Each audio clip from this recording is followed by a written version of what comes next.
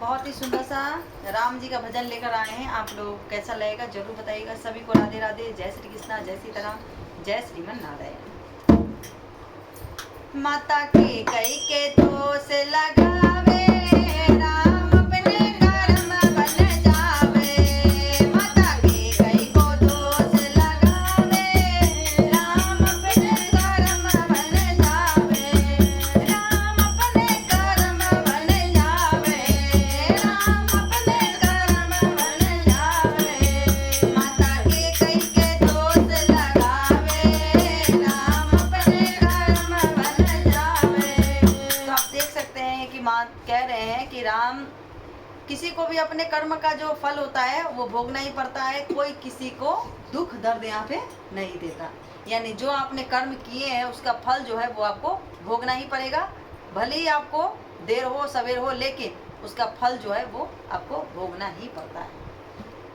तो यहाँ पे इसीलिए कहा गया है कि माता के कई को दोष लगावे, राम अपने कर्म बन जावे।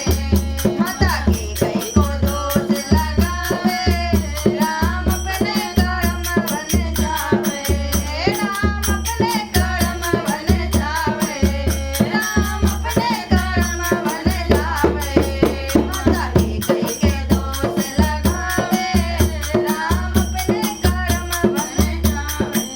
हे पहला वचन दिया के वट को, पहला वचन दिया के वट को, दिया के वट को, दिया के वट को।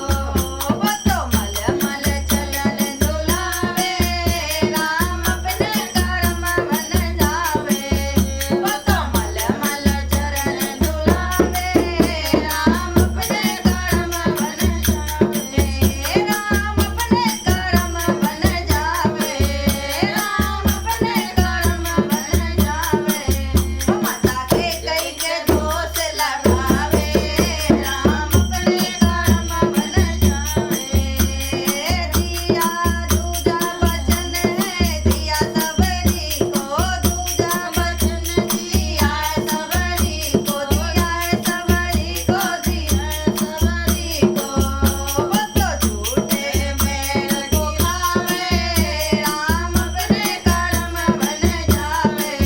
वो तो झूठे बैर को खावे, राम अपने कर्म बन जावे। माता के कई का दोष लगावे, राम अपने कर्म बन जावे। ओ राम अपने कर्म बन जावे, राम अपने कर्म बन जावे। माता के कई के दोष लगावे, राम अपने कर्म बन जावे। तीजा वचन दिया अहिल्या को, तीजा वचन दिया अहिल्या को, दिया अहिल्या को, दिया अहिल्या को। वो तो पत्थर से नारी बनावे, राम अपने वचन भर जावे। वो तो पत्थर से नारी बनावे, राम अपने कर्म बन जावे। माता के कई के दोष लगावे, राम अपने कर्म बन जावे। राम अपने कर्म बन जावे, राम अपने कर्म बन जावे। ओ माता के कई के दोष लगावे, राम अपने कर्म बन जावे। चौथा वचन दिया है हनुमत को, चौथा वचन दिया है हनुमत को, दिया हनुमत को, दिया हनुमत को। वो तो अपना सेवक बनावे, राम अपने कर्म बन जावे। वो तो अपना सेवक बनावे, राम अपने कर्म बन जावे।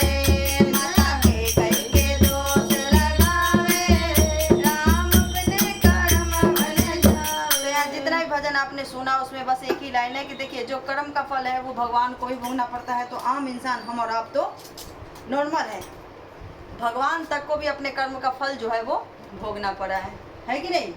रामचंद्र जी जैसे उनको भी अपने कर्मों का फल भोगतना पड़ा है। पांचवा बचन